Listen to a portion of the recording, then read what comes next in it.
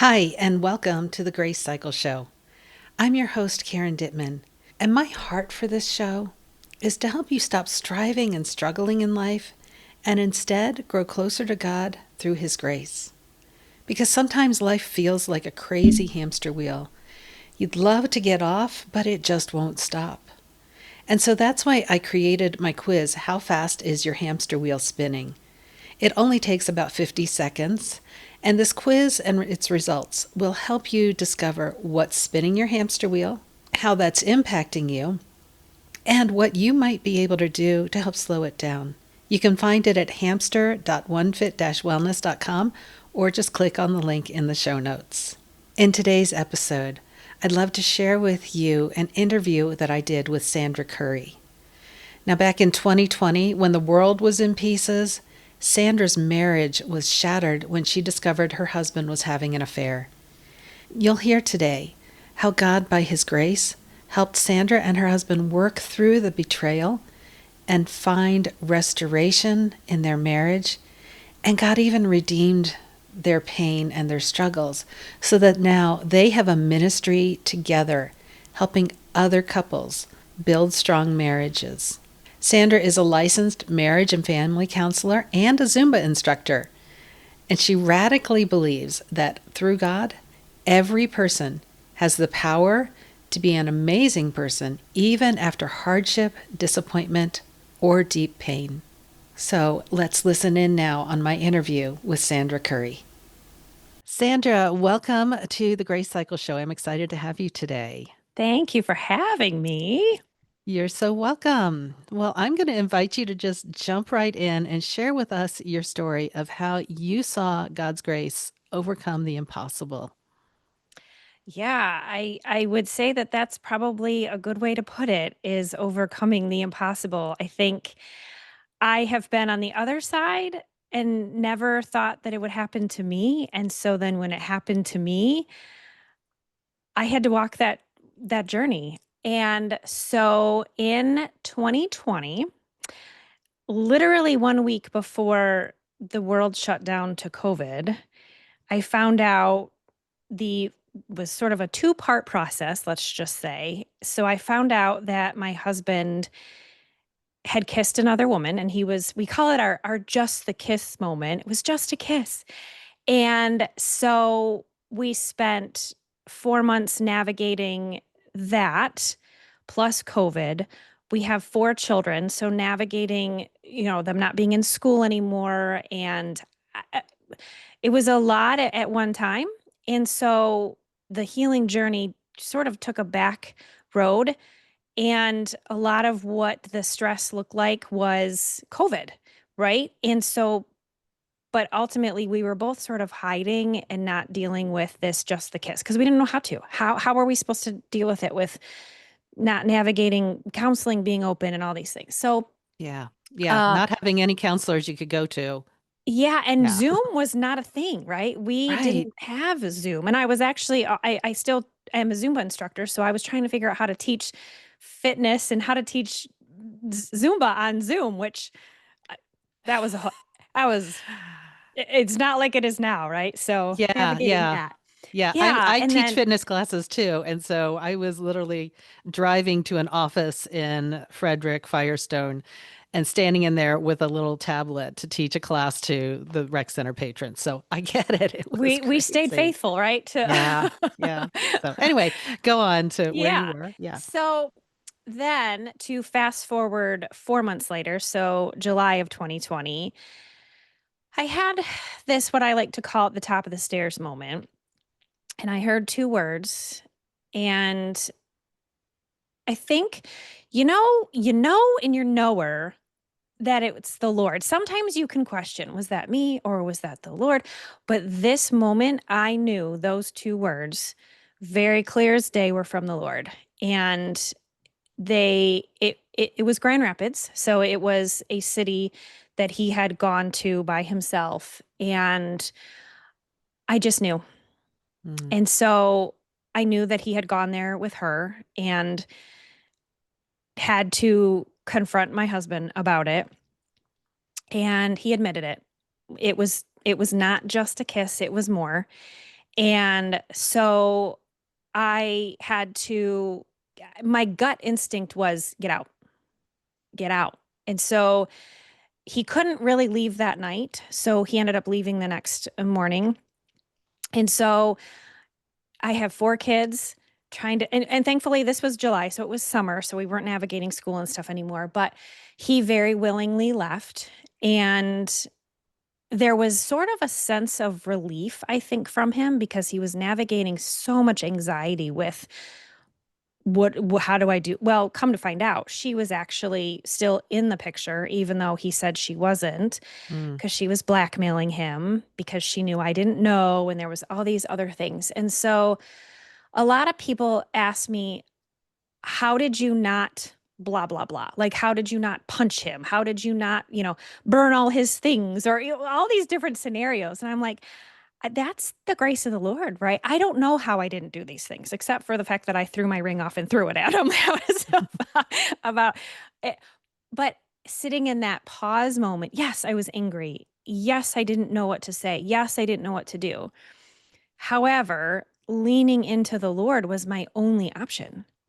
Mm. And so knowing that the Lord was with us through this journey was the only place I could lean on. Yes, I had some girlfriends, and my girlfriends are amazing. And I only had really one girlfriend that said, you need to leave, right? You need to divorce him. Other than that, all of my friends were leaning into me going, okay, we're here for you. What do you need? What do you need? I had one girlfriend, she said to me, and actually she's a friend, like my Zumba students turn into friends. It's quite a beautiful thing. But and this was the very first time I got to teach back in person again, and we were outside, and she knew something was wrong. Because why would I not be excited for not teaching in person for 4 months? Yeah. Thankfully, it was outside. I got to wear sunglasses, but she knew something was wrong, and so she shared a little bit of her story and things that I didn't know. And her first husband, who she divorced, had an affair. But she looked right at me and she said, "Sandra, you guys are going to make it. Mm. I really truly think that you guys are going to make it." And I held on to that. And so navigating what to do and reaching out to our pastor and him being open and willing to figure out what to do. Looking back on it, I'm like, wow, like that happened really fast. But I'm actually currently writing my book. So I'm currently writing, I haven't figured out if it's going to be a memoir or a Christian Okay. living. So we're trying to navigate what that's going to be. But I'm rereading my journals and I'm writing all this stuff out. And I'm just so blessed with how far we've come. It's kind of like, when you have teenagers and you're now talking to someone who has a 2-year-old and you're like, you forget, right? And so, but Yeah. I think that defines healing. And Mhm. so I can go back and I can read my journals and I can go through this from a place of, wow, like we've come a long way. And so during that recovery journey, I would say it was 2 years. So we went to celebrate recovery. My husband was willing. So just to give you a picture, he was so far from the Lord, so far from the Lord. He was so angry. He was so bitter. He was suffering from a lot of sexual ideology issues and things like that, as you can imagine. Mhm. And then was, I can sit here and say that there are things that I was not wifing. That's the right way to say. I had to look at my heart too. And I want to also say, by no means does that mean it was my fault, right? Like this was a James problem, right? But as the wife, I had to also evaluate my life, my posture, what I was doing in my marriage that I could do better.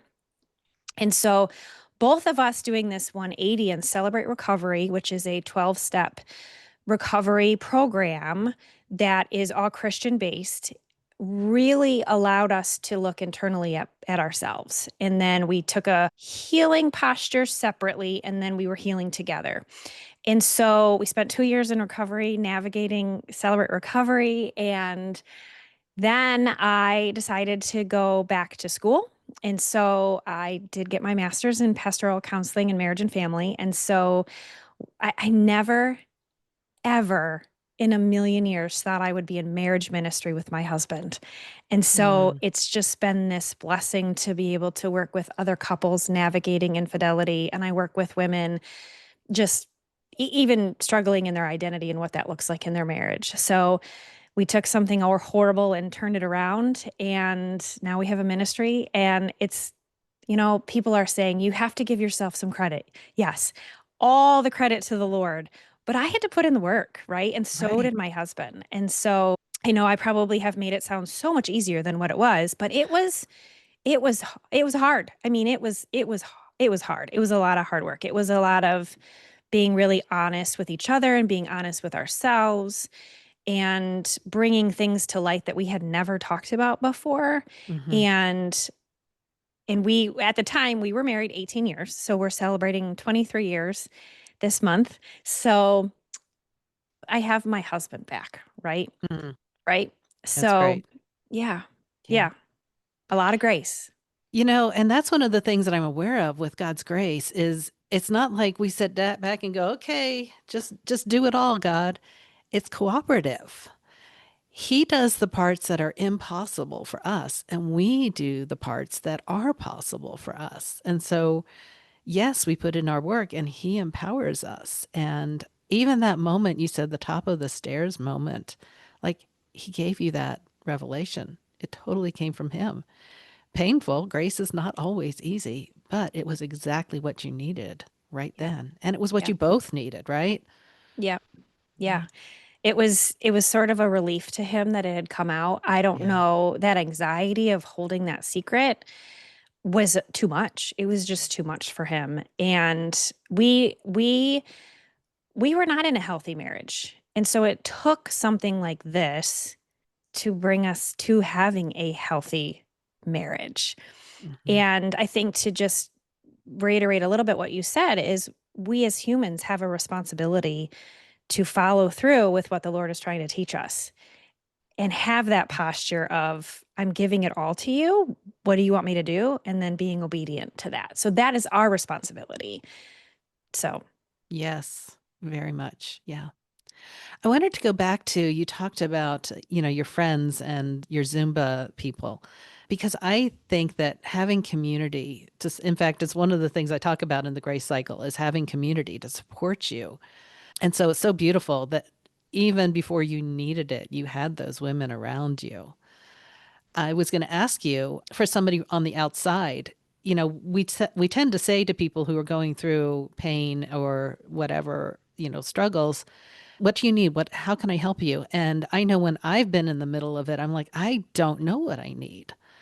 But what would you say to someone whose friend just found out that their husband's having an affair? How could somebody from the outside support their friend who's going through this?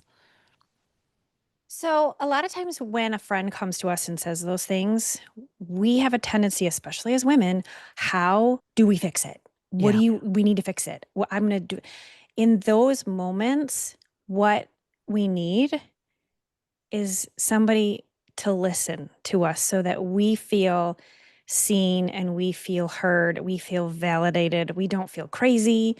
And as somebody who is listening to somebody else that's going through that, lean in, ask questions, because as you're asking questions, like you said, we don't know what we need, but you're asking those questions so that she can figure it out. And you don't need to give her answers. You're not, there's so much of that story that you don't know.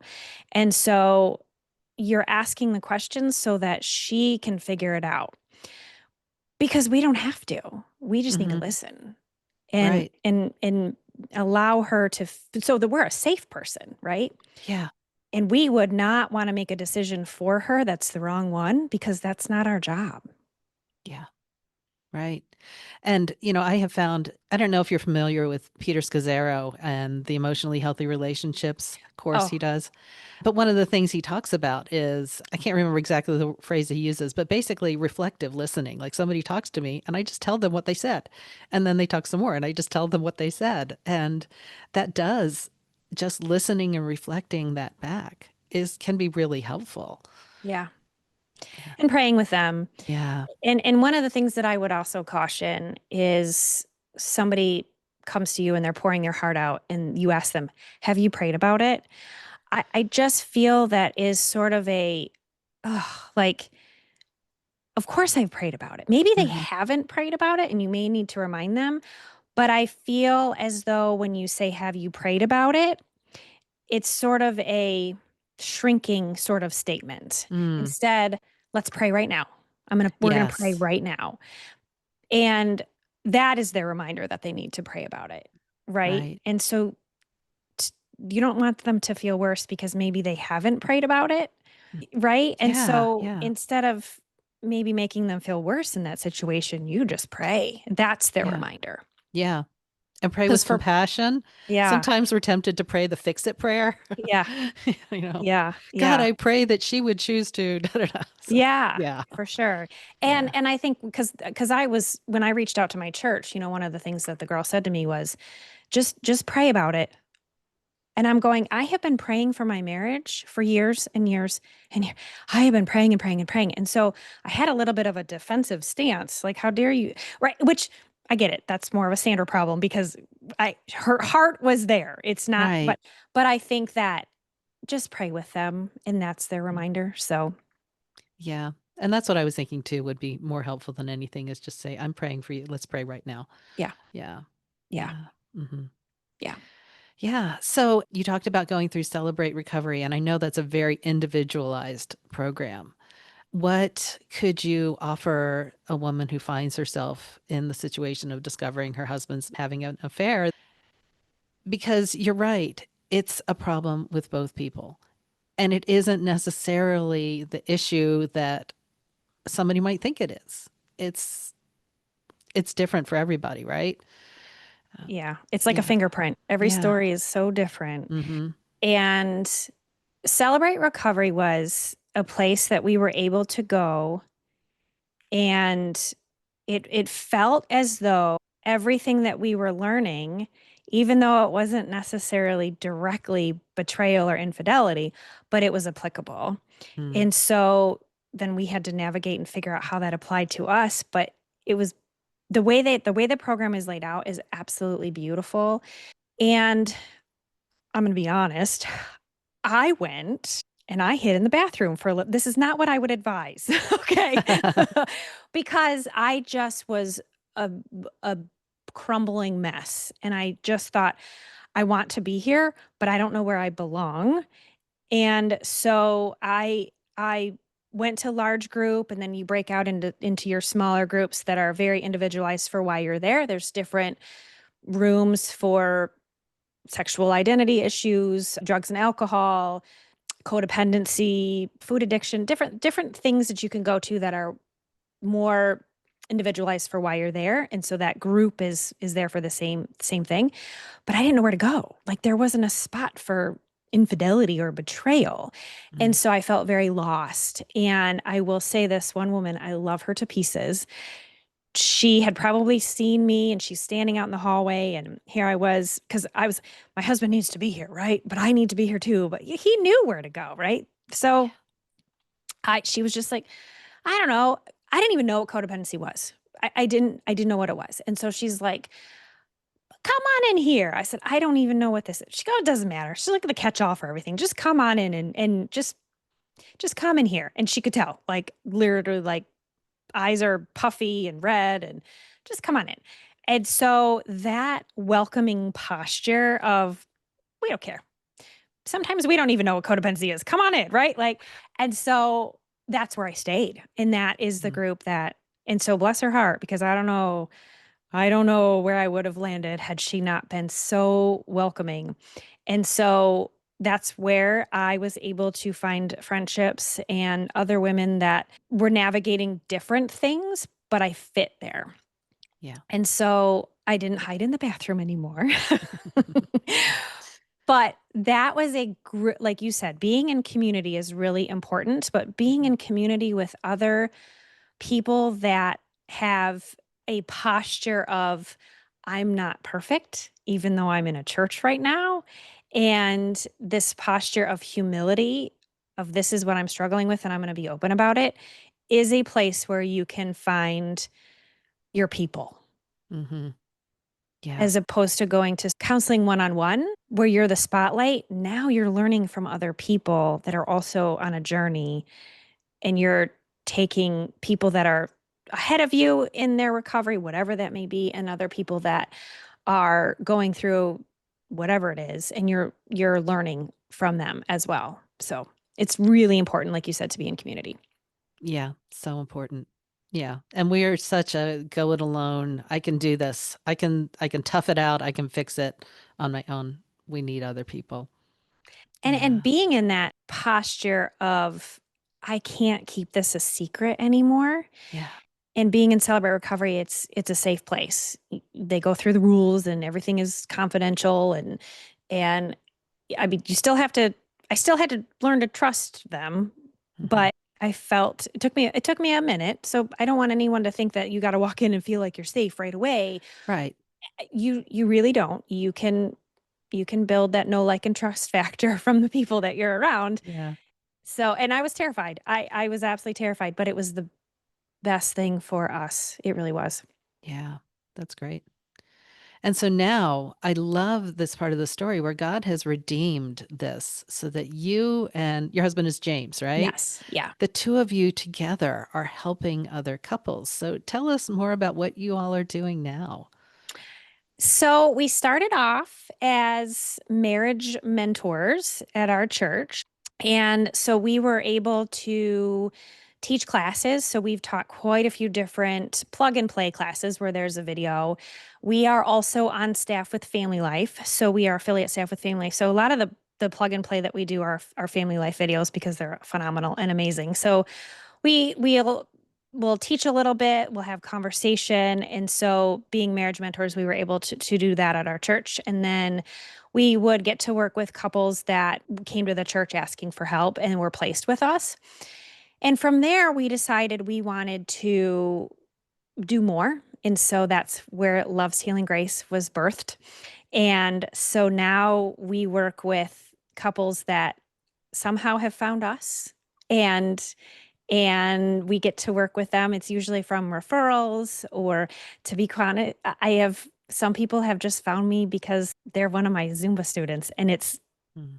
quite phenomenal. I smile about it because I'm like, only God would do that, right? Yeah. And honestly, the women that I worked with, because this wasn't really something that hey, my husband had an affair and it's not something that it wasn't really this big giant announcement like I think it is now. I mean, we have a website and all this stuff now, but these women would come to me like, something, I just need to talk to you. I feel as though I'm supposed to talk to you.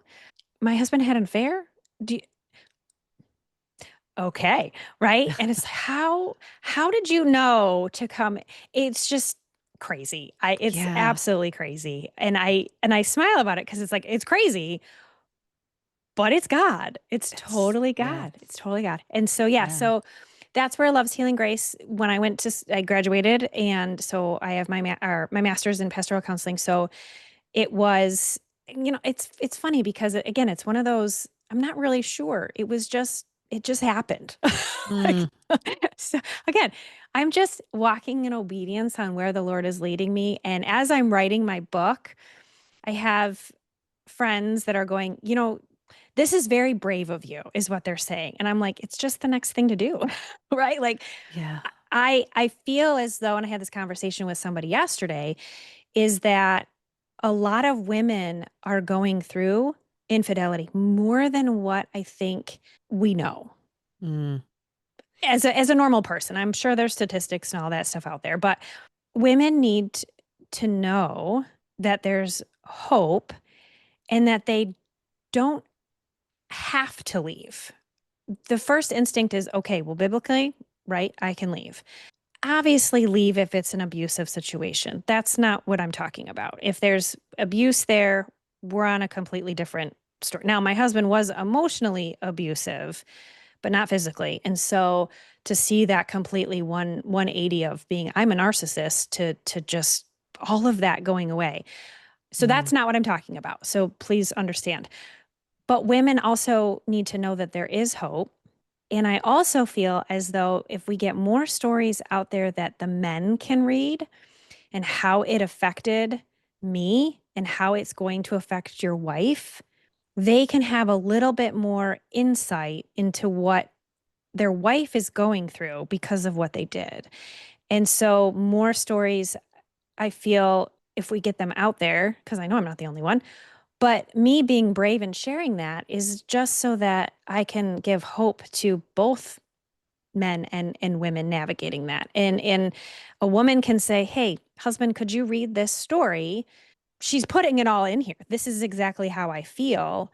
We'll give them a little bit insight and words into what they're going through. So we'll see how it all comes together. But Yeah. that's ultimately the goal, Hmm. to help both the woman who is going through it and then giving the man insight into how she feels because she can't put it into words.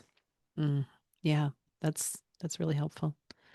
Something you said, I might touch on a nerve here, not necessary for you, but I just realized sometimes there is this defining moment that it's like I'm either in or out. And sometimes either the husband having an affair or the wife finding out her husband's affair is like, well, I didn't want to be in it anyway, so now I've got an excuse. Now I've got a reason to just end this marriage and get out.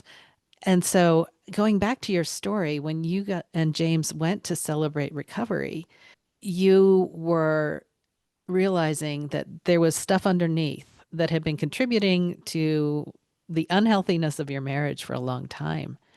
And you could have said, "Okay, that's it. We're done." And he could have said, "Okay, that's it. We're done. I don't want to do this work." But instead, you guys said, "Okay, what do we have to do to make this marriage work?" And so there is that defining moment, like, am I done, or am I gonna make it work? And that's a hard choice to make sometimes.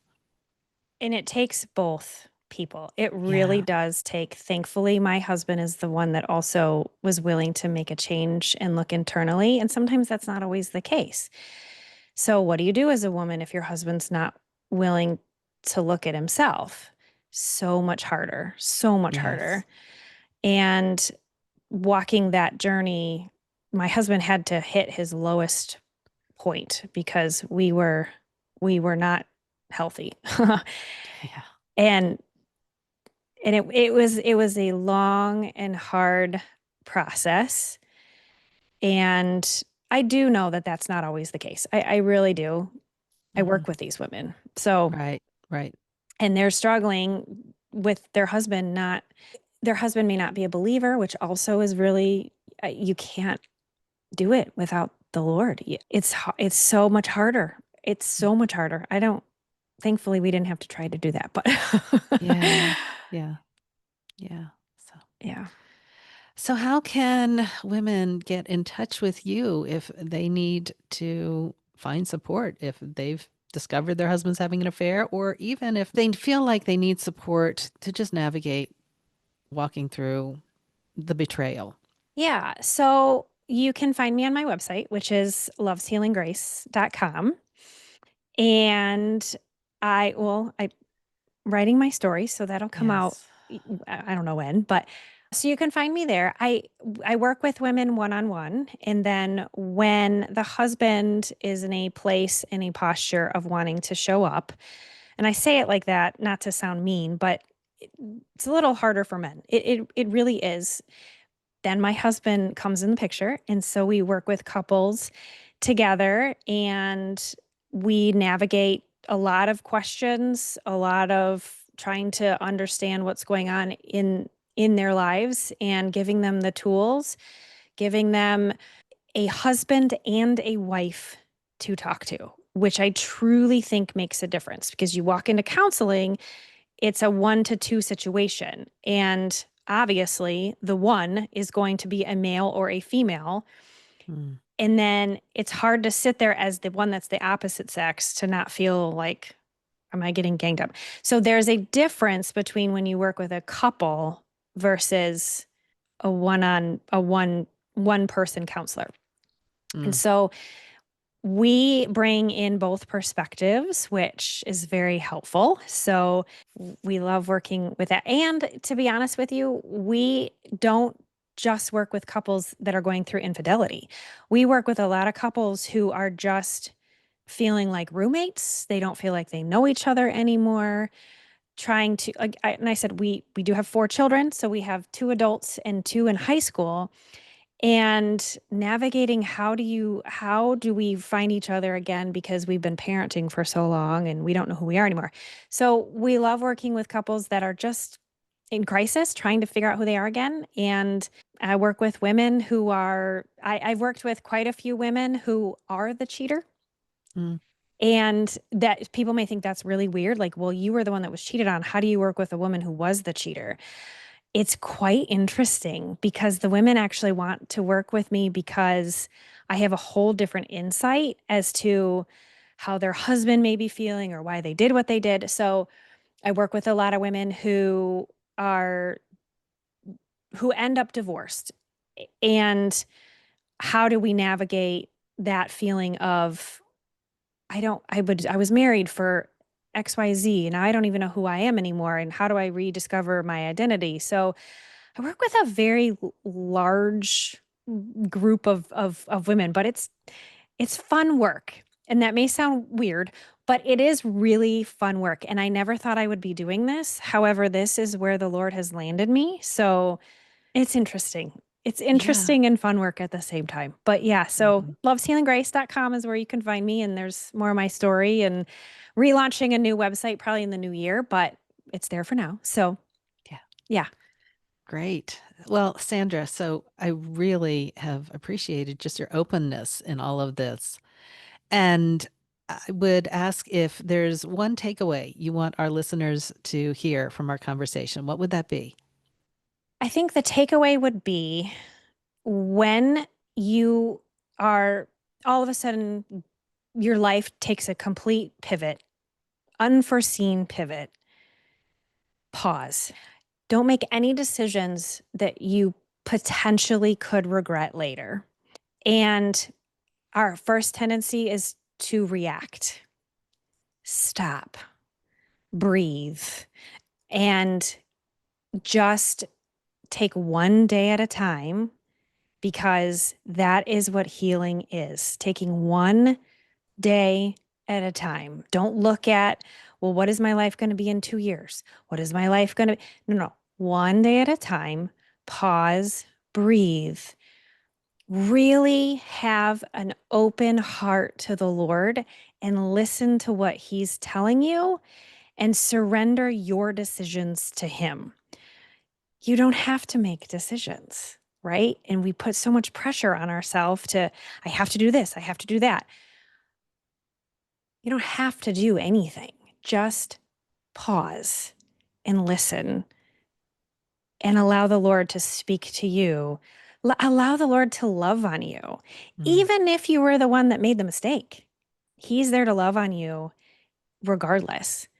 So lean on the Lord. beautiful. Thank you so much, Sandra. Ah, Thank you. and yet another amazing story of God's grace overcoming what was impossible for Sandra and her husband in their marriage. They cooperated with him. They did their part to overcome their own hurts and wounds and their own unhealthy habits to rebuild their marriage. But God also empowered them and worked by His grace to restore their marriage, and not just restore it, but to put them in a place where they can now help other couples. What a beautiful example of His grace. I hope you're encouraged, and I hope that you also can take away from this conversation Sandra's encouragement that when life hits a pivot, when life hits a bump in the road, when life hits one of those impossible moments and you don't know where to go or how to do, pause and seek God and look to Him. Don't make the rash decisions right there in the moment, but rest in God and pause and then make your choices. So that's it for today. I hope that you are deeply encouraged by this conversation, And I just like to encourage you once again that if you're feeling stuck, if you're feeling like there's something that you cannot figure out how to move forward, how to experience God's grace in your own life, maybe because you're on that spinning hamster wheel, then go ahead and take my quiz, How Fast Is Your Hamster Wheel Spinning, at hamster.onefit-wellness.com. And this quiz and its results will help you discover your next steps to thrive by living in grace. So that's it for today. Would you take a moment to subscribe to the show so you're notified when future episodes come out? And it would mean the world to me if you would rate or review the show or even this episode, and that helps other people to find out more about it. Thank you again for joining me today, and until next time, remember, get curious, stay connected, and live in grace.